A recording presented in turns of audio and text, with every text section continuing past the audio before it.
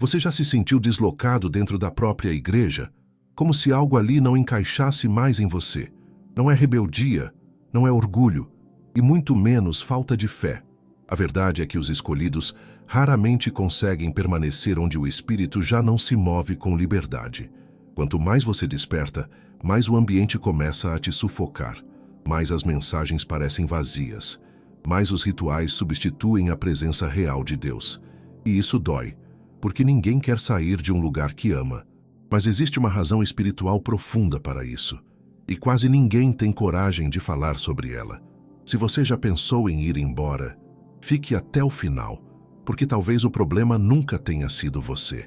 Há algo profundamente inquietante acontecendo nos corações daqueles que verdadeiramente buscam a Deus. Eles entram nos templos sedentos, mas saem com a alma ainda vazia. Por quê? Meus amados irmãos e irmãs, é com o coração cheio de zelo e amor pela verdade que me dirijo a vocês hoje. Existe uma angústia silenciosa que habita em muitos corações sinceros, uma dor que poucos ousam confessar em voz alta. Quantos de vocês já sentiram esse desconforto inexplicável ao adentrar em certos ambientes que se dizem consagrados ao Senhor? Charles Spurgeon, aquele gigante da fé que o Espírito Santo usou poderosamente no século XIX, já advertia sobre os perigos de uma religiosidade vazia, de uma fé que se contenta apenas com aparências. Ele dizia que a verdadeira igreja não é medida pelo tamanho de seus edifícios, mas pela profundidade de sua devoção. Hoje, tantos séculos depois, suas palavras ecoam com uma urgência ainda maior. Vocês sabem do que estou falando. Aquela sensação de estar em um lugar onde há muito barulho, mas pouco da presença genuína de Deus. Onde há entretenimento em abundância, mas o pão da palavra é racionado. Onde multidões se reúnem, mas poucos realmente se transformam. Jesus nos alertou em Mateus 7, versículos 21 a 23. Nem todo o que me diz Senhor, Senhor, entrará no reino dos céus, mas aquele que faz a vontade de meu Pai, que está nos céus. Os escolhidos de Deus, aqueles que foram tocados pela graça genuína, carregam dentro de si uma fome que não pode ser saciada com substitutos espirituais. É como oferecer pão de pedra a quem clama por alimento verdadeiro. Eles entram esperando encontrar um hospital espiritual e se deparam com um palco de performances. Buscam um altar de consagração e encontram apenas uma plataforma de autopromoção. Spurgeon costumava dizer que onde Cristo não é pregado com poder e verdade, ali não existe igreja verdadeira, mas apenas um clube social com aparência de religião. E quantos de nossos templos modernos não se tornaram exatamente isso? Lugares onde o evangelho foi diluído até perder seu sabor, sua capacidade de confrontar, transformar e libertar. Os escolhidos sentem isso em seus espíritos porque o Espírito Santo que habita neles geme, intercede e os inquieta. Romanos 8, versículo 26, nos ensina que o Espírito intercede por nós com gemidos inexprimíveis. Essa inquietação não é rebeldia, meus queridos. Não é orgulho espiritual nem falta de humildade. É o próprio Deus chamando seus filhos para algo mais profundo, mais real, mais verdadeiro. Observe ao seu redor. Quantas igrejas substituíram a cruz pelo conforto? Trocaram o arrependimento pelo entretenimento? Transformaram o culto solene em show de variedades? Não estou dizendo que não possamos usar ferramentas modernas ou expressar nossa fé com alegria. Mas quando essas coisas se tornam o centro, quando o método se torna mais importante que a mensagem, algo terrível acontece. A presença de Deus se retira e o que resta é apenas a casca vazia da religiosidade. Os escolhidos não conseguem permanecer nesses lugares porque suas almas foram marcadas pela eternidade. Eles provaram do maná celestial e não podem mais se satisfazer com o alimento estragado deste mundo. Como o profeta Jeremias clamou no capítulo 2, versículo 13, porque o meu povo fez duas maldades. A mim me deixaram o manancial de águas vivas e cavaram cisternas, cisternas rotas que não retêm as águas. Você que me escuta agora, reconhece esse vazio? Essa sede que nunca é saciada apesar de frequentar cultos atrás de cultos? Talvez você tenha pensado que o problema estava em você, que sua fé era fraca ou que você era exigente demais. Mas permita-me dizer algo que pode libertar seu coração hoje. O problema não está necessariamente em você. O problema está em buscar água viva em poços secos. Se você tem sentido essa inquietação, essa incapacidade de se conformar com um cristianismo superficial e performático, saiba que Deus está falando com você. Ele está chamando você para algo mais profundo, para uma intimidade genuína com Ele que não depende de luzes, câmeras ou aplausos. Ele está restaurando em você o desejo pelo verdadeiro culto, pela verdadeira adoração que acontece em espírito e em verdade. Se esta mensagem tocou seu coração, não deixe de se inscrever neste canal. Aqui compartilhamos verdades bíblicas profundas para aqueles que não se contentam com o raso. Clique no botão de inscrição e ative o sininho para não perder nenhum ensinamento. E para você que deseja aprofundar ainda mais sua jornada espiritual, desenvolvemos um material especial chamado 21 Dias para Restaurar Sua Intimidade com Deus. É um guia prático e poderoso que tem transformado a vida de milhares de pessoas. O link está no primeiro comentário fixado. Não é apenas mais um material religioso. É um convite para uma jornada de restauração genuína com o Pai. Vejam, meus irmãos, o primeiro sinal de que algo está errado é quando a pregação deixa de incomodar. Quando as mensagens se tornam tão agradáveis aos ouvidos que ninguém mais se sente confrontado pelo pecado. Quando o púlpito se transforma em um palco de motivação pessoal e o pregador em um coach espiritual que apenas massageia egos feridos sem nunca tocar nas feridas verdadeiras da alma. Os escolhidos de Deus reconhecem imediatamente essa diferença. Eles sabem que a verdadeira palavra do Senhor é como fogo e como martelo que esmiuça a penha, conforme Jeremias 23, versículo 29. Ela não vem para acariciar, mas para transformar. Não vem para entreter, mas para converter. E quando essa palavra poderosa é substituída por discursos vazios de autoajuda, disfarçados de evangelho, algo dentro dos verdadeiros servos de Deus grita em protesto. Quantas vezes você já saiu de um culto sem ter sido tocado em seu íntimo? Ouviu palavras bonitas, canções melodiosas, viu apresentações impressionantes, mas seu coração permaneceu exatamente como entrou. Não houve quebrantamento, não houve arrependimento, não houve transformação. Apenas um entretenimento religioso que consumiu seu tempo, mas não alimentou sua alma. Os escolhidos anseiam por algo diferente. Eles querem ser confrontados com a santidade de Deus. Desejam ver sua própria miséria à luz da glória divina, como Isaías no capítulo 6, quando clamou: Ai de mim, estou perdido, porque sou homem de lábios impuros e habito no meio de um povo de lábios impuros, e os meus olhos viram o Rei, o Senhor dos Exércitos. Mas nas igrejas modernas esse tipo de quebrantamento é considerado negativo. Pregadores evitam falar sobre pecado porque isso pode afastar os visitantes. Evitam mencionar inferno porque é um tema desconfortável. Transformam a cruz em um símbolo vazio de sua verdadeira mensagem, de sacrifício e redenção. E o resultado é uma geração de crentes que conhecem muito sobre prosperidade, mas quase nada sobre santificação. Além disso, há outra razão pela qual os escolhidos não conseguem permanecer. É a ausência de comunhão verdadeira. Jesus disse em João 13, versículo 35, Nisto conhecerão todos que sois meus discípulos, se tiverdes amor uns aos outros. Mas o que vemos em tantos lugares é competição disfarçada de companheirismo, aparências de amor onde existe apenas interesse, relacionamentos superficiais que nunca vão além dos cumprimentos dominicais. Os verdadeiros filhos de Deus têm sede de comunhão autêntica. Querem irmãos que chorem com eles em seus vales escuros, não apenas pessoas que aplaudem suas vitórias nas redes sociais. Desejam relacionamentos onde possam confessar suas fraquezas sem medo de julgamento, onde possam carregar os fardos uns dos outros, como Paulo orientou em Gálatas 6, versículo 2. Mas isso requer vulnerabilidade, e vulnerabilidade não combina com a cultura da imagem perfeita, que domina muitos ambientes religiosos hoje. Pense comigo.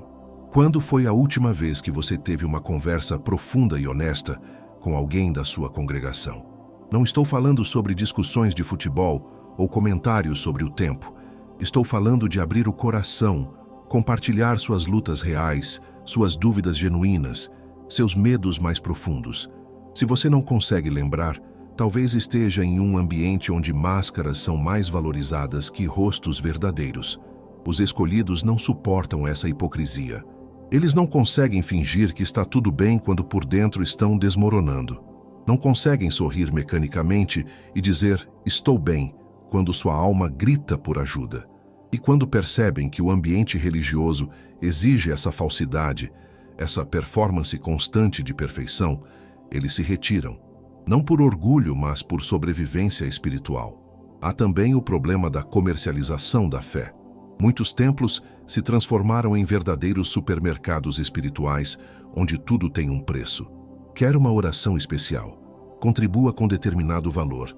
Quer uma profecia personalizada? Faça sua oferta. Quer prosperidade? Semeie financeiramente. Jesus expulsou os vendilhões do templo com um chicote de cordas, e hoje eles voltaram vestidos com ternos caros e microfones na mão.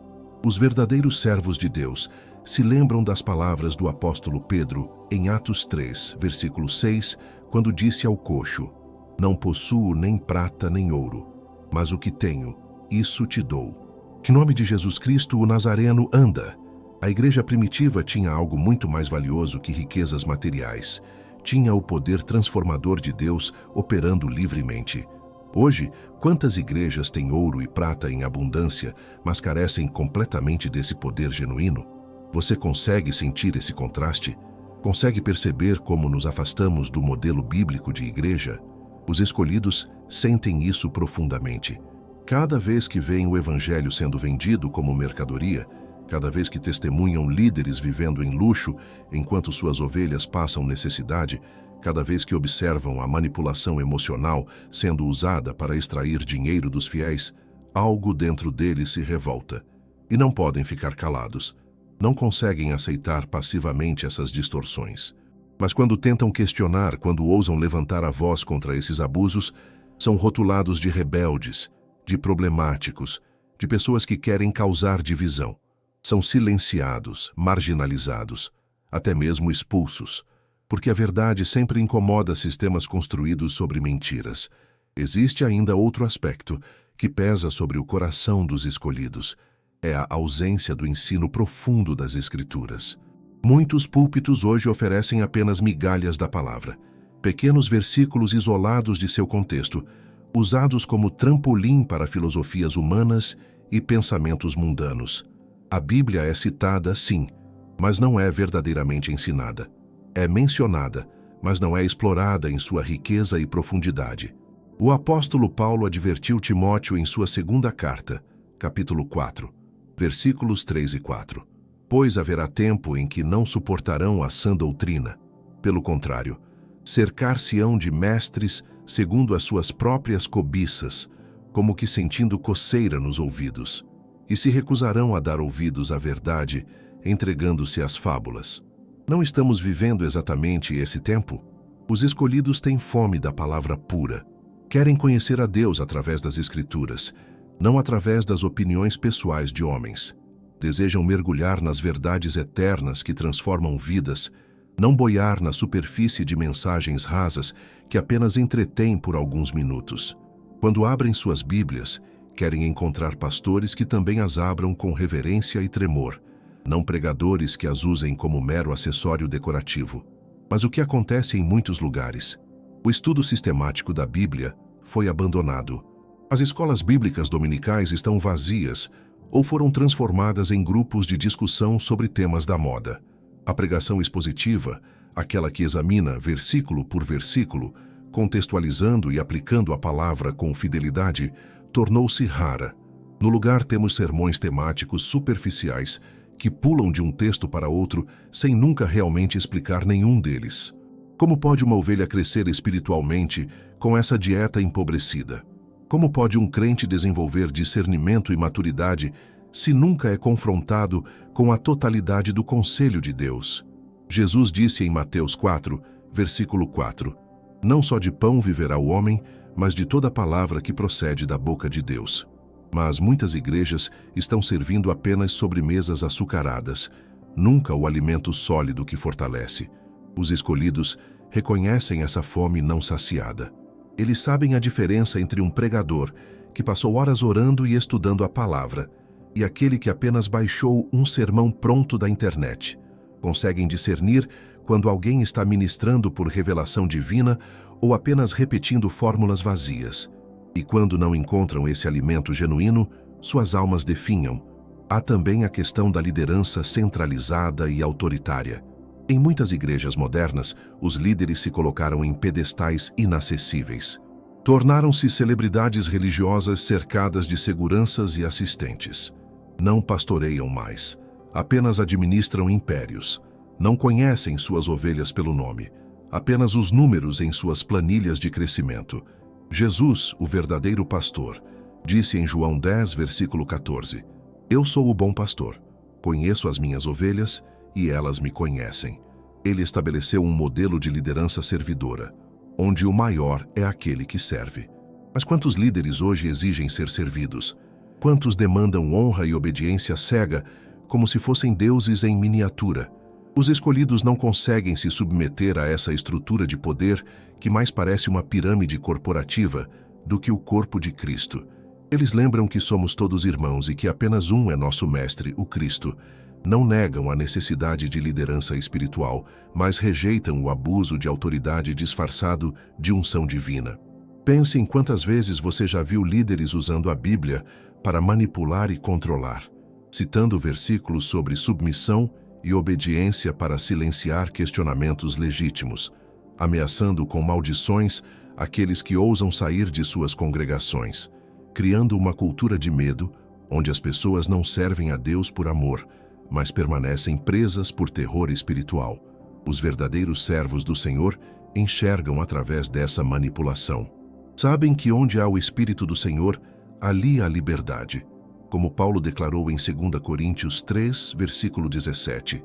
E quando essa liberdade é sufocada por sistemas de controle religioso, quando o Evangelho da Graça é transformado em escravidão espiritual, os escolhidos não conseguem respirar nesse ambiente. Outro fator crucial é a substituição da presença de Deus por programas e métodos. Muitas igrejas operam como máquinas bem azeitadas. Tudo é cronometrado, planejado, programado. Há um roteiro a seguir, um horário a cumprir, uma imagem a manter. Mas no meio de tanta organização humana, não há espaço para o mover espontâneo do Espírito Santo. Os escolhidos anseiam por aqueles momentos sagrados onde Deus quebra todos os planejamentos humanos e se manifesta de forma poderosa. Querem experimentar o que aconteceu no dia de Pentecostes, quando o Espírito Santo desceu como vento impetuoso e línguas de fogo. Mas em muitos lugares, se o Espírito Santo tentasse fazer algo fora do cronograma, seria gentilmente convidado a esperar até o momento apropriado da liturgia. É como tentar aprisionar o vento. O próprio Jesus comparou o Espírito ao vento que sopra onde quer, em João 3, versículo 8. Você ouve sua voz, mas não sabe de onde vem nem para onde vai. Mas as igrejas modernas querem domesticar o Espírito, enquadrá-lo em seus programas, fazer dele um servo de suas ambições institucionais.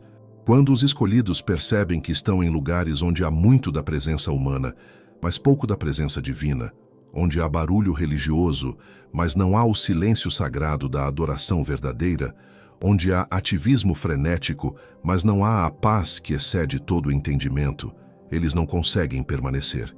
Suas almas foram feitas para mais. Foram criadas para comunhão íntima com o Deus vivo, não para participar de encenações religiosas vazias. Meus amados irmãos e irmãs, agradeço de coração por terem caminhado comigo através desta mensagem. Sei que tocamos em feridas profundas, mas foi necessário. Se você chegou até aqui, é porque Deus está fazendo algo especial em seu coração. Não ignore essa inquietação santa. Ela pode ser o chamado do Pai para uma jornada mais profunda com Ele. Se esta palavra abençoou sua vida, peço que se inscreva no canal, deixe seu like e compartilhe nos comentários como Deus tem falado contigo. Sua participação fortalece esta comunidade de buscadores da verdade. E não deixe de conferir nosso e-book 21 dias para restaurar sua intimidade com Deus no primeiro comentário fixado. Esse material pode ser o próximo passo em sua caminhada espiritual.